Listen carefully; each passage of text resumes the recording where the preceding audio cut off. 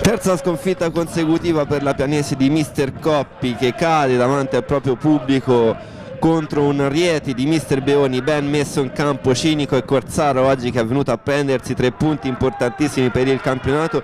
La terza forza di fatto di questo campionato. Oggi ha fatto veramente un partitone, ma per la Pianese, che oggi si affidava da davanti a Zuppardo, in formazione quasi d'obbligo per Coppi, molti infortunati, e allora là davanti spazio a Zuppardo e Golfo. Insomma, oggi però si è messa subito male in salita per una Pianese che non era partita male. Punti di forza di Rieti sono sicuramente un sempreverde Sabatino e Pezzotti, autore di una doppietta, nonché il capitano dei laziali. Andiamo per ordine, perché sembra non partire male una Pianese che al quarto minuto arriva sul fondo, il cross di Giomarelli in area, Golfo però prova a concludere a rete, ma la palla finisce sul fondo. 2 minuti dopo si vede subito il Rieti però in avanti con Sorrentino, che in area prova la conclusione, trova una deviazione e proprio dall'angolo battuto dal Rieti questo pallone in area viene steso. Il giocatore numero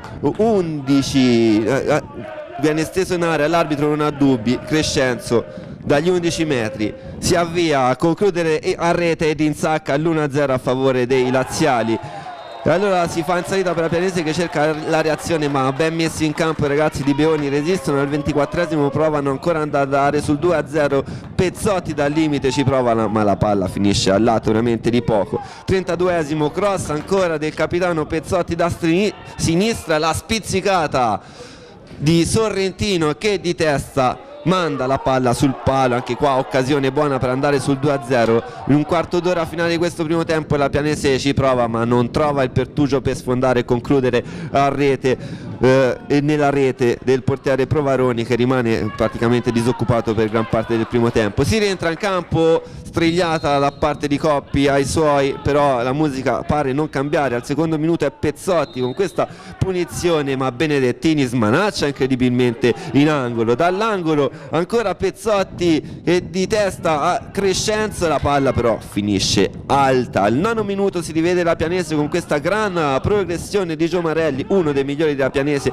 che sull'out di destra preme sempre sull'acceleratore e salta spesso e volentieri il diretto marcatore. Cross però apparecchiato nel mezzo, né Golfo né Zuppardo riescono ad arrivare su questo pallone. Al 12esimo la volta del Rieti, Mattia da dentro l'area, il bolide però viene ribattuto dai pugni di Benedettini.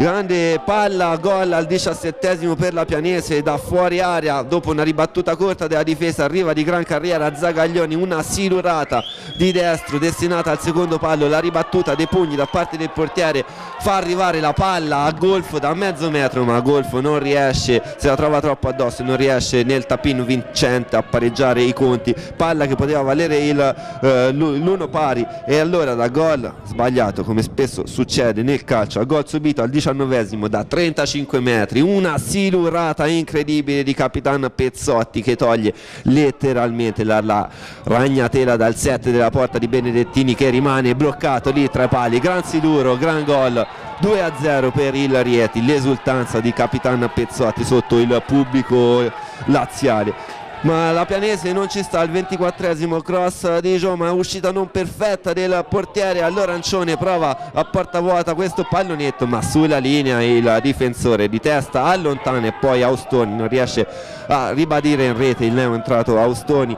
Gol che però arriva sempre da angolo, questa volta per la Pianese. Ancione la mette nel mucchio selvaggio, dove alla fine sbuca lo stinco di De Pasquale, che deposita la palla alle spalle dell'estremo difensore laziale, riaprendo improvvisamente così la partita e l'incontro e riaccendendo le fiamme di speranza per una Pianese che non molle. A questo punto cresce, sale e ci prova. Al 26esimo ancora una mischia, al 29esimo ancora una mischia furibonda da mezzo metro davanti alla porta laziale, ma nessuno della Pianese riesce a spingere questo pallone per il gol che poteva valere il pareggio.